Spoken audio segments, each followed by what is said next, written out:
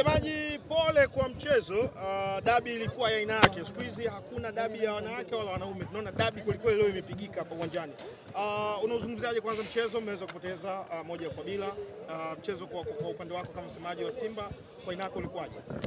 Mchezo ulikuwa mzuri. Simba tumepoteza mchezo huu, lakini tulikuwa kwenye kiwango bora sana.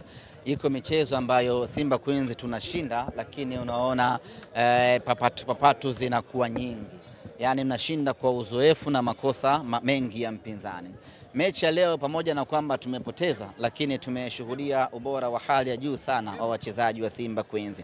Na kama tungekuwa tuko clinical enough, hasa kwenye safu yetu ya ushambuliaji, tungeweza kuimaliza ama kuiua hii mechi kipindi cha kwanza tu.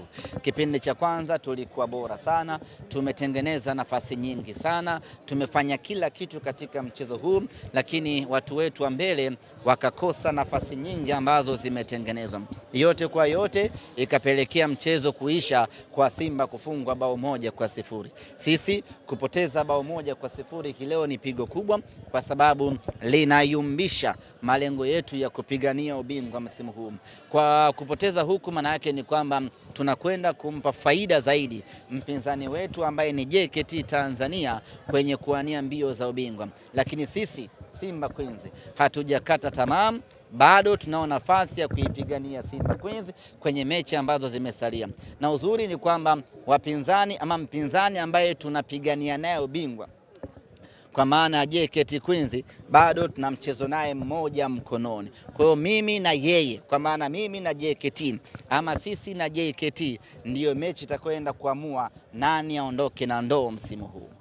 Nyie na JKT wawili tu? Ya, sisi na JKT, kwa sababu kimwangalia Yanga Princess bado yuko chini sana. Kabla mechi ya leo tulikuwa tunampita pointi 10, ametufunga leo, maana yake ni kwamba tumemzidi pointi 7.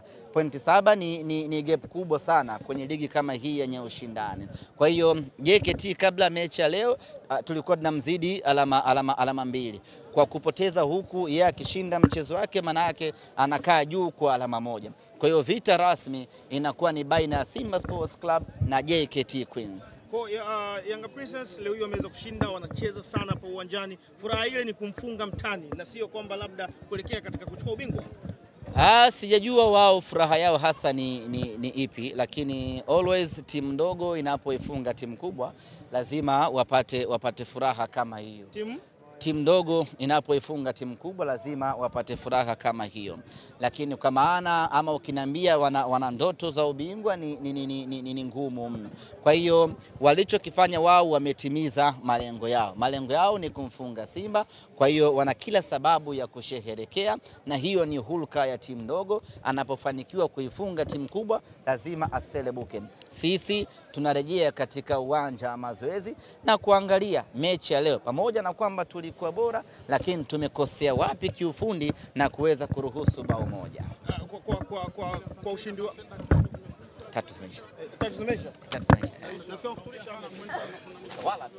Habari hii inatokea jijini Arusha, inahusiana na hoteli ya kimataifa ya Parrot Hotel. Hoteli hii ina hadhi ya nyota 4 ya ukweli iliyopo Kaloleni jijini Arusha. Jengo lake ni la ghorofa lenye floor 13, vyumba 116 vya kulala vyenye hadhi tofauti. Hapa kuna executive suite, junior suite, executive, standard bedroom, double deluxe na twin bedroom. Parrot Hotel ndani yake ina migahawa miwili. Mmoja ni maalum kwa ajili ya kupata kahawa za aina zote. Sehemu ya pili ni ya kupata chakula pekee. Hapa kuna bar maalum yenye swimming pool iliyopo floor ya 3. Kuna kumbi za mikutano kubwa 2 na kumbi ndogo kwa ajili ya vikao. Katika Afrika Mashariki, Parrot Hotel kwa sasa ni hoteli ya mfano kutokana na ubora wa huduma zake.